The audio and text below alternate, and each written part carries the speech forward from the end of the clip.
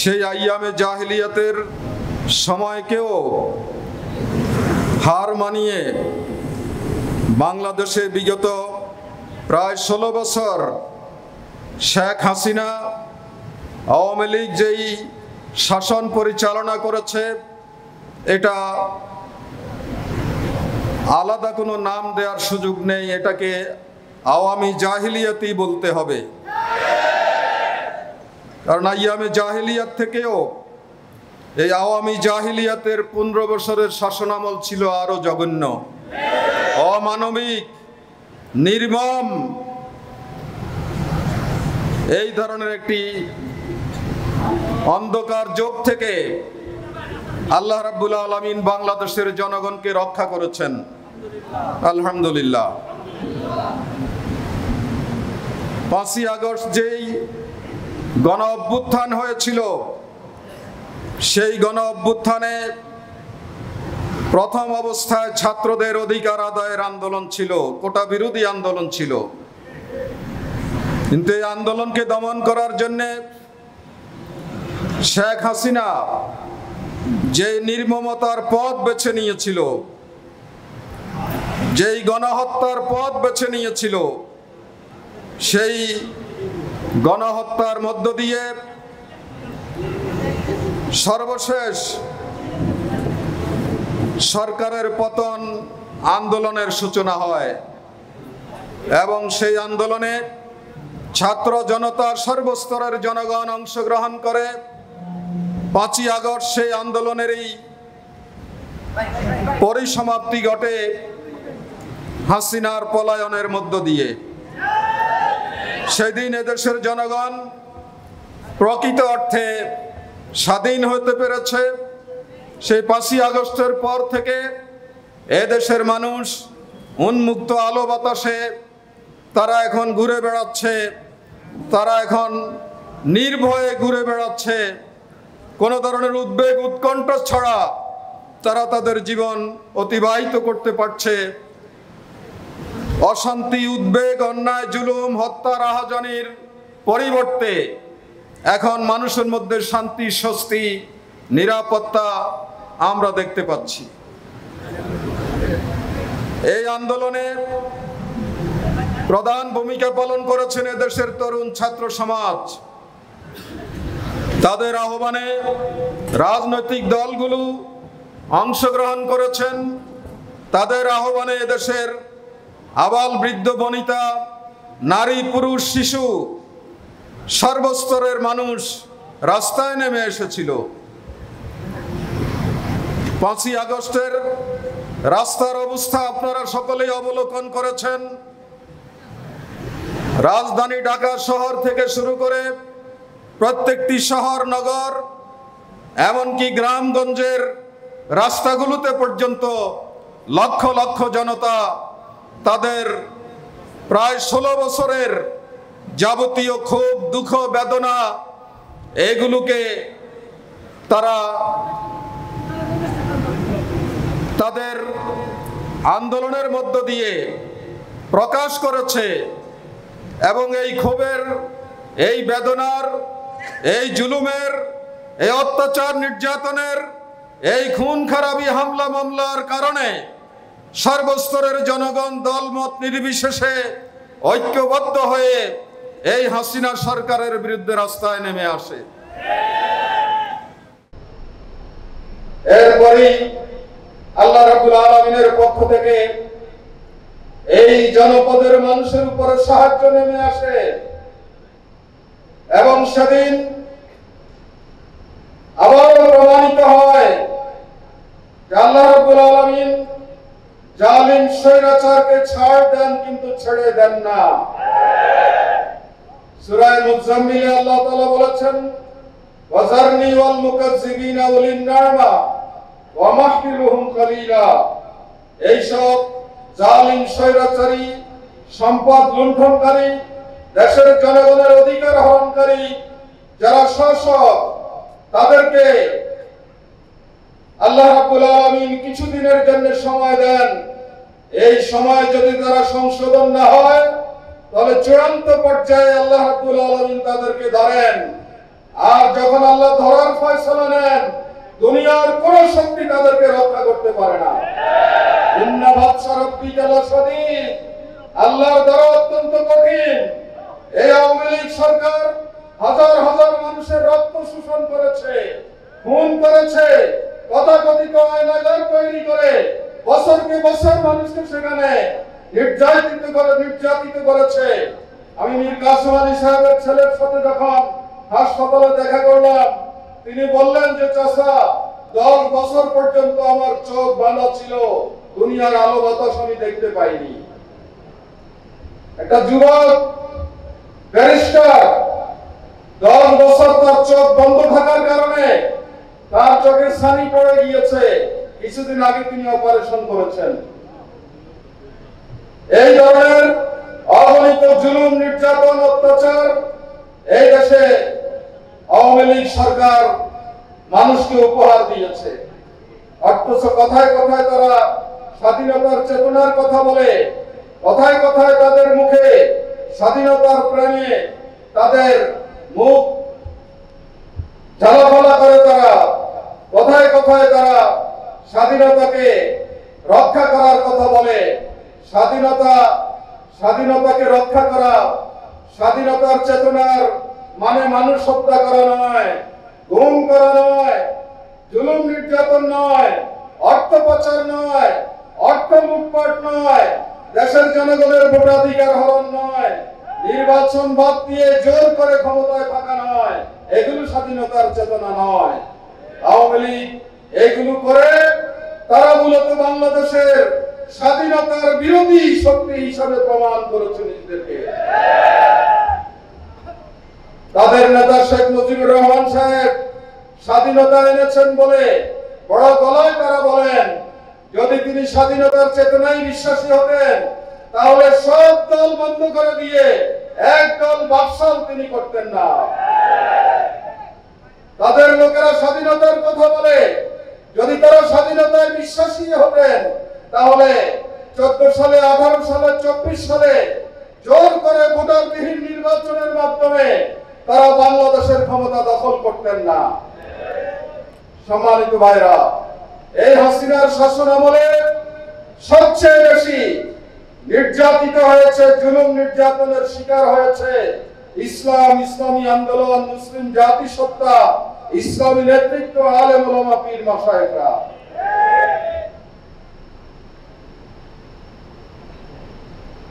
আসলে আওয়ামী লীগের দ্বারাই এগুলো করা সম্ভব। তাদের নেতা ভাসানী আওয়ামী মুসলিম লীগ এই দলের নাম লিখেছিল। শেখ মুজিব সাহেব এসে মুসলিম শব্দ বাদ দিয়ে আওয়ামী লীগ রাখলেন। তাহলে ইসলাম এবং মুসলিম এই শব্দের প্রতি তাদের এত দুশ্মনী কেন? তারা ক্ষমতায় এসে ঢাকা বিশ্ববিদ্যালয়ের মনোগ্রাম থেকে, উচ্চ মাধ্যমিক শিক্ষা বোর্ডের মনোগ্রাম থেকে কোরআনের 2টো আয়াত তারা বাদ দিয়ে দিয়েছিল। কোরআনের আয়াত কি ক্ষতি করেছিল তাদেরকে যে কোরআনের আয়াত বাদ দিতে হবে? ঢাকা ইউনিভার্সিটির একটি হলের নাম ছিল সলিমুল্লাহ মুসলিম হল, সেখান থেকে তারা মুসলিম শব্দ বাদ দিয়ে দিয়েছে। কবি নজরুল ইসলাম একটি কলেজ ছিল, এর আগে এটা ইসলামিক ইন্টারমিডিয়েট কলেজ ছিল, সেটাকে বাদ দিয়ে কবি নজরুল ইসলাম কলেজ রাখা হয়েছে। এখানেও ইসলাম শব্দ তাদের সহ্য হয়নি, পরে কবির নাম খণ্ডিত করে কবি নজরুল কলেজ নাম দিয়েছে।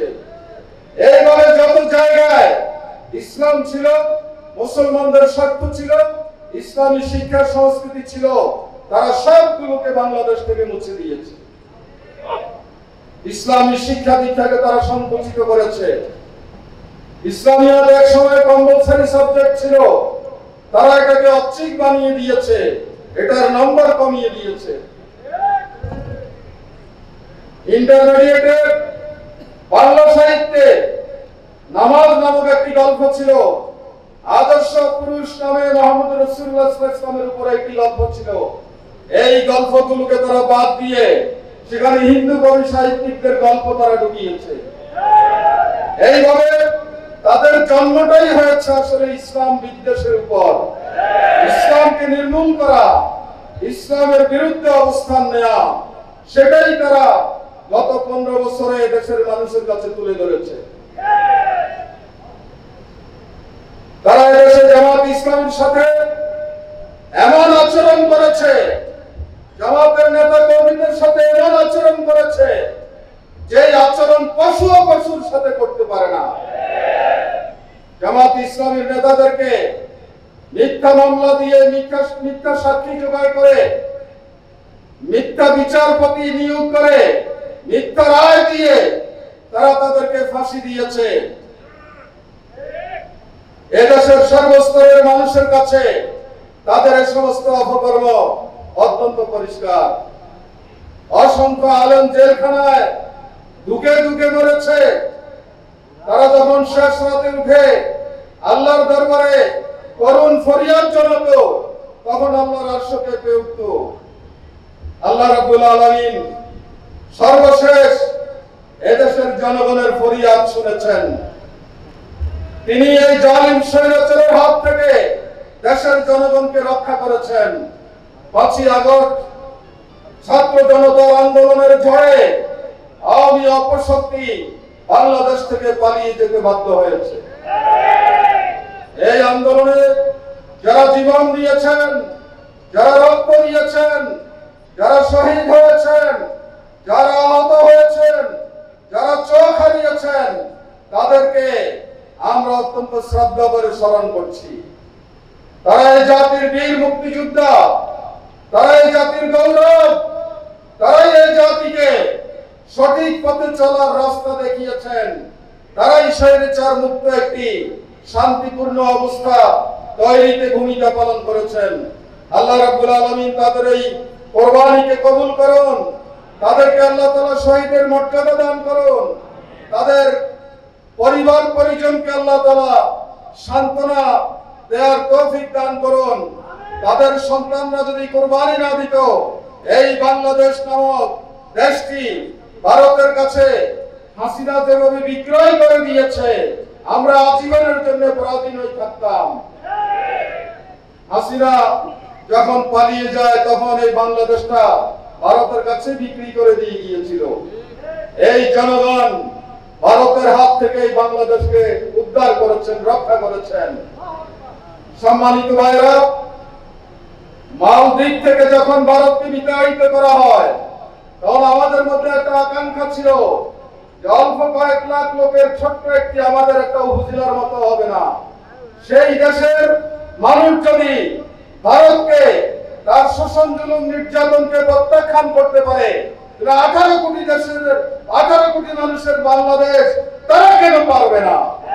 8ই আগস্ট দেশের জনগণ এটা পেরে দেখিয়ে দিয়েছে যে আমরা স্বাধীনতা লাভ করেছি, কারো গোলামি করার জন্য আমরা এখানে সুযোগ দেব না। সম্মানিত ভাইরা, বাংলাদেশ হচ্ছে শতকরা 92% মুসলমানের দেশ। এখানে হিন্দু, বৌদ্ধ, খ্রিস্টানরাও আছে। তারা আলাদা কোনো নাগরিক নয়, তারাও বাংলাদেশের নাগরিক। এখানে তারা জন্ম নিয়েছেন। আমাদের মুসলমানদের দায়িত্ব হচ্ছে তাদেরকেও সমান সুযোগ সুবিধা দিয়ে, নাগরিক অধিকার দিয়ে মিলেমিশে আমরা 18 কোটি মানুষ এখানে শান্তিতে বসবাস করতে চাই। আমরা কারো দাদাগিরিকে গ্রহণ করব না, কারো ডিকটেশনকে আমরা মেনে নেব না, কারো পরিকল্পনা আমরা এখানে বাস্তবায়ন হতে দেব না। আমরা সমমর্যাদার ভিত্তিতে প্রতিবেশীর সাথে সৎ আচরণে বিশ্বাসী। এই শিষ্টাচার ইসলাম আমাদেরকে শিখিয়েছে। কিন্তু সেটা না করে আমাদের উপরে দাদাগিরি করবেন আর আমাদের সবকিছু লুটুপুটে খাবেন, এই সুযোগ আমরা দেব না ইনশাআল্লাহ। সম্মানিত ভাইরা, এই বাংলাদেশ শাহজালালের বাংলাদেশ, এই বাংলাদেশ শাহ মাকদুমের বাংলাদেশ, এই বাংলাদেশ হাজী শরীয়তুল্লাহর বাংলাদেশ, এই বাংলাদেশ তিতুমিরের বাংলাদেশ, এই বাংলাদেশ শাহ অলিউল্লাহর বাংলাদেশ, এই বাংলাদেশ শামসুল হক ফরিদপুরের বাংলাদেশ, এই বাংলাদেশ নিজামী সাহেবের বাংলাদেশ, সাইদি সাহেবের বাংলাদেশ, মীর কাসিম আলীর বাংলাদেশ, কামরুজ্জামানের বাংলাদেশ, আব্দুল কাদের মোল্লার বাংলাদেশ, অগণিত শহীদের বাংলাদেশ হচ্ছে এই বাংলাদেশ রবি ঠাকুর বঙ্কিমচন্দ্রদের বাংলাদেশ নয়। অগণিত রক্তের বিনিময়ে এই বাংলাদেশ কিনা হয়েছে, আমাদের রক্তে কেনা বাংলাদেশ। এখানে কোনো অপশক্তিকে আমরা বরদাস্ত করব না। সম্মানিত ভাইরা, 5ই আগস্টের পর যে অন্তর্বর্তীকালীন সরকার জনতার অভ্যুত্থানের প্রতিনিধিত্ব করার জন্য ক্ষমতায় বসেছেন, আমাদেরকে তাদেরকে সহযোগিতা করতে হবে। তাদেরকে তাদের প্রয়োজনীয় সংস্কার কাজ দ্রুত সেরে ফেলার জন্য তাদেরকে বিভিন্নভাবে পরামর্শ দিতে হবে। তাদের কার্যক্রমে কোনো ভুল ত্রুটি হলে তাদেরকে ধরিয়ে দিতে হবে। সকলে মিলে আমাদেরকে একটি নিরপেক্ষ নির্দলীয় তত্ত্বাবধায়ক সরকারের মাধ্যমে অবাধ ও সুষ্ঠু গ্রহণযোগ্য পার্টিসিপেটরি নির্বাচন হওয়া পর্যন্ত তাদের পাশে আমাদেরকে থাকতে হবে। এই ঐক্যকে অটুট রাখতে হবে। এই ঐক্যকে নস্যাৎ করতে পারে এই ধরনের কোন অপশক্তিকে আমরা কোন অবস্থাতেই বরদাস্ত করব না। সম্মানিত ভাইরা, এই অবস্থায় জামাত ইসলামী একটি সচেতন রাজনৈতিক ইসলামী সংগঠন হওয়ার কারণে অন্যদের তুলনায় আমাদের দায় দায়িত্ব অনেক বেশি। আমাদেরকে সবরের সাথে, ধৈর্যের সাথে, বুদ্ধিমত্তার সাথে বর্তমান ছাত্র জনতার ঐক্যকে অটুট রেখে আমাদেরকে দেশ গড়ার কাজে ভূমিকা পালন করতে হবে। আমরা এটা বিশ্বাস করি, বর্তমান যে পরিবর্তন এসেছে এটা একমাত্র পরিবর্তন নয়, সর্বশেষ পরিবর্তন নয়। এই পরিবর্তনটা হচ্ছে কাঙ্ক্ষিত পরিবর্তনের প্রথম ধাপ মাত্র।